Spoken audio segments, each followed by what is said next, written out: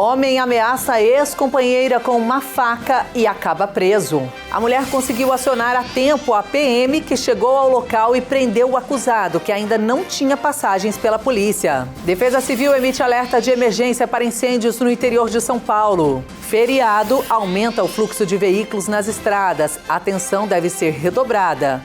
E tem o segundo episódio da série de reportagens Histórias Inspiradoras.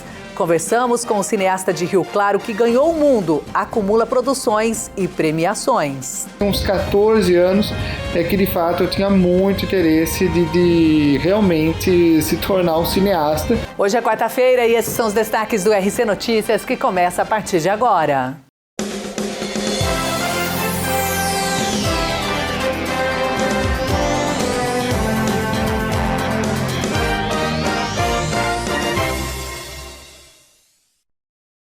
Olá, boa noite. Mais um indivíduo foi preso por violência doméstica em Rio Claro. Após ser acionada a polícia militar, compareceu ao bairro do Estádio, onde a vítima relatou ter sido ameaçada com uma faca pelo ex-companheiro, que apresentava comportamento agressivo. A mulher entregou aos policiais a arma branca utilizada na ameaça e autorizou a entrada da equipe na residência. O autor foi localizado no interior do imóvel, foi abordado e preso em flagrante. Em seguida, foi conduzido ao plantão policial, onde a autoridade ratificou a prisão, permanecendo então preso à disposição da justiça. Este indivíduo não possuía antecedentes criminais registrados ainda.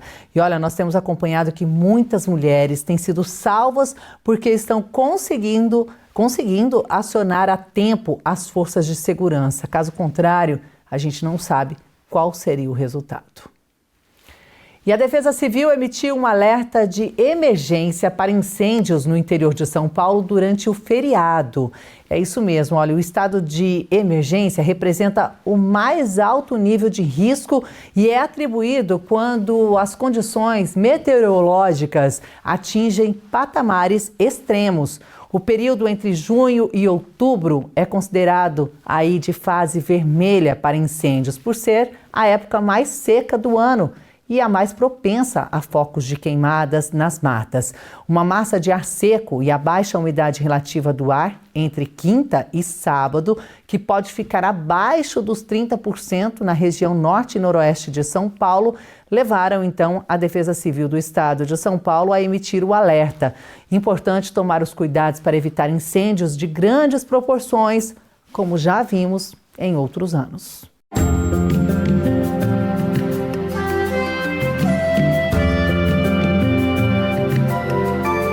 A quinta-feira deve ser de sol entre poucas nuvens, mas sem previsão de chuva. Em Rio Claro, mínima de 10 e máxima de 27 graus. Em Cordeirópolis, mínima de 11 e máxima de 26. Em Ipeúna, os termômetros também oscilam entre 11 e 26 graus. E vamos saber agora como ficam os serviços públicos de Rio Claro durante o feriado prolongado. Durante o feriado de 9 de julho, a coleta de lixo funciona normalmente. Os ecopontos atendem em horário especial nesta quinta-feira e atendem em horário normal na sexta. O serviço de cata-bagulho não funciona no dia 9 e volta a funcionar no dia 10. O setor de saúde tem plantão nas UPAs do Cervezão e bairro do Estádio e o SAMU atende pela linha 192. As farmácias municipais, tanto do Cervezão quanto do bairro do Estádio, atendem todos os dias das 7 da manhã às 7 da noite. Já o DAI atende exclusivamente pelo 0800 019 0505. O comércio de rua atende em horário especial na quinta-feira, das 9 da manhã às 3 da tarde. Já no shopping, as lojas e quiosques atendem em horário especial. Os setores de alimentação, entretenimento e lazer funcionam normalmente. O poupa-tempo fica fechado durante o feriado e volta a atender normalmente na sexta-feira. Bom, e muita gente vai emendar o feriado, viu? Uma boa para viajar, mas a atenção deve ser dobrada nas rodovias. O movimento já aumenta a partir de hoje. A concessionária responsável estima que cerca de 1.120.000 veículos devem circular pela rodovia durante o feriado. O volume representa um aumento de 28% em relação aos dias normais. O trecho entre São Carlos e Rio Claro deve registrar a maior movimentação de toda a malha, com previsão de 310.000 veículos durante o período. A saída para o feriado deve ter um movimento mais intenso entre as 5 da tarde e as 11 da noite de quarta-feira e também na manhã de quinta-feira. No retorno, o maior fluxo é esperado a partir das 2 da tarde de domingo. A Eixo SP informa que vai reforçar as equipes de atendimento, suspender as obras nos períodos de maior movimento. Em caso de necessidade, os motoristas podem acionar a concessionária pelo 0800 170 8998, número que também funciona pelo WhatsApp. De Rio Claro, Pedro Gaspar. E a seguir tem o segundo episódio da nossa série de reportagens especiais e histórias inspiradoras. Você vai conhecer o cineasta de Rio Claro que ganhou o mundo, acumula produções e também premiações. Eu volto já.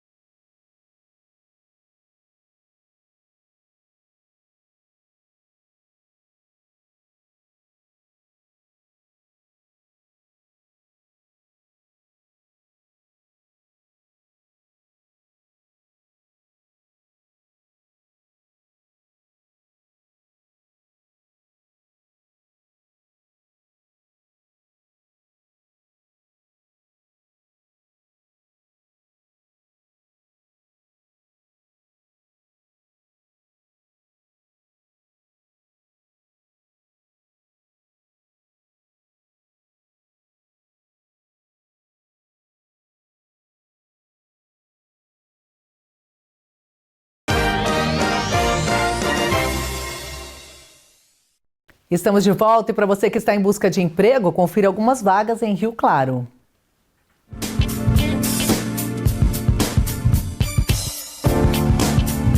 Vagas de emprego hoje em Rio Claro para analista de faturamento, auxiliar de eletricista, orientador social, vendedora, ajudante de cozinha, encarregado de obras, pedreiro, operador de montagem PCD, serralheiro e dentista avaliador.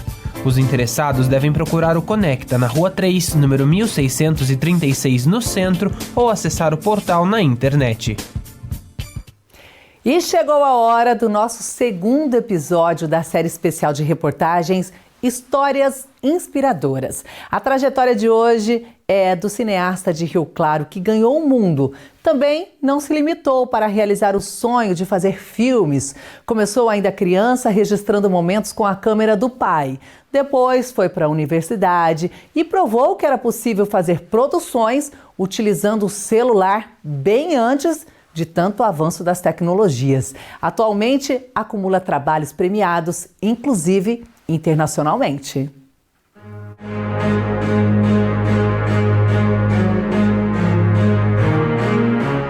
Um nome que nasceu no interior e ganhou o mundo. Paulo Miranda Maria, from Brazil.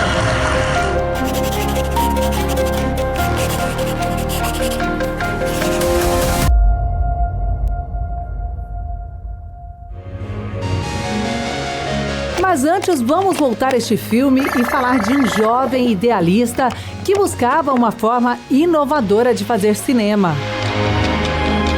Desde quando eu já era pequeno, quando eu tinha uns 12 anos de idade, eu já me interessava muito com cinema.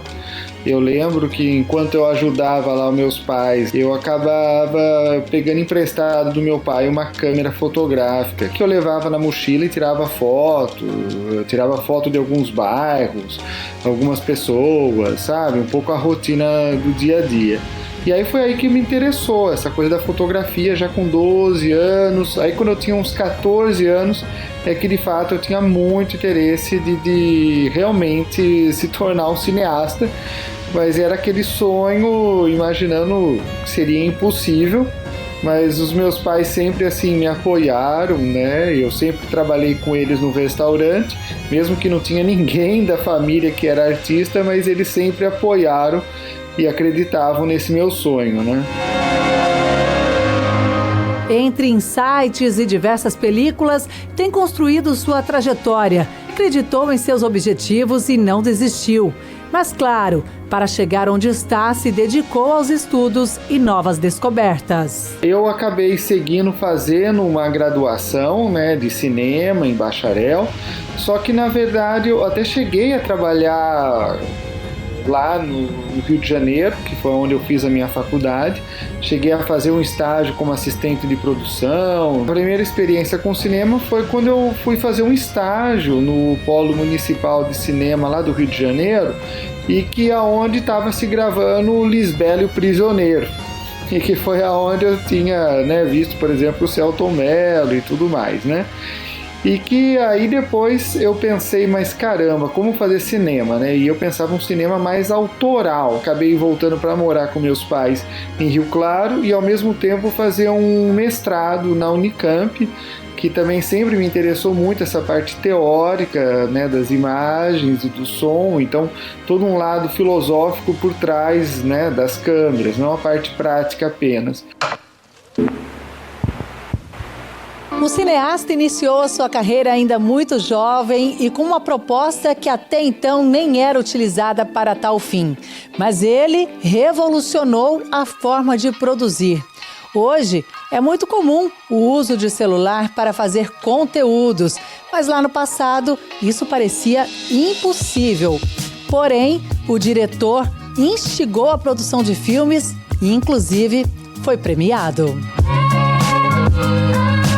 No início eu fazia isso, né? Sempre fiz isso com uma maneira voluntária de criar ali um coletivo, fazer sessões, fazer esse tal dos filmes ensaios, só que eu não tinha equipamento nenhum, eu não tinha um equipamento. Então por isso eu emprestava do meu pai, que era um celular, que era um dos primeiros, acho que da Nokia, que tinha o câmera, mas que era assim, 2 megapixels de qualidade. E aí eu peguei e usei esse aparelho para gravar boa parte desses filmes ensaios. O meu orientador, ele me avisou, falou, olha, tá tendo uma competição aí, estão procurando assim, o melhor vídeo feito em celular e tal. E aí foi aí que eu falei, por que não? Aí um dos filmes ensaios que a gente realizou, que se chamava Moça e uma Arma, e aí a gente enviou esse filme, que era de 3 minutinhos, e aí ao enviar lá para os Estados Unidos, acabou sendo premiado, ganhou o primeiro prêmio, né? Em segundo foi o inglês, em terceiro o irlandês. E aí foi aí que eu acho que a coisa mudou, porque aí antes era uma coisa de poucas pessoas que iam lá no Centro Cultural me acompanhar nessa sessão de cineclube, e aí, digamos, a partir dessa notícia começou a surgir dezenas e dezenas de pessoas interessadas a participar. Depois disso, se destacou em vários outros projetos, ganhou prêmios e consolidou a carreira também fora do país. Atualmente, o cineasta mora na França. Historicamente, é um dos lugares assim, que é pioneiro em valorizar a cultura e a arte. Então é por isso que aqui tem estrutura, tem dispositivos, fundos, tem outras maneiras de conseguir viabilizar projetos mais artísticos. Agora, João Paulo está à frente de mais um grande projeto, um longa internacional que tem como protagonista o ator Selton Mello.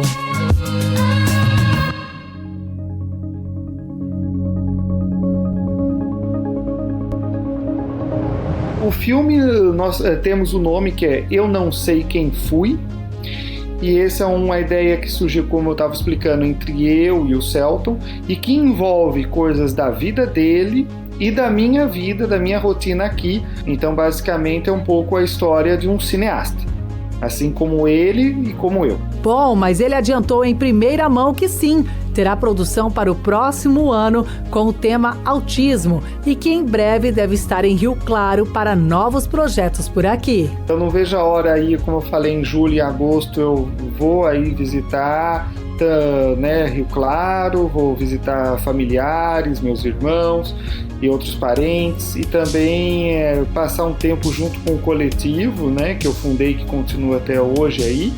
E a ideia é, quem sabe, também falar de projetos futuros, porque também uma dessas conversas junto com o próprio Selton e outros parceiros é que também eu devo em breve também levar uma produção para a gente fazer aí em Rio Claro, junto com os meus, com a equipe do Que no Olho também.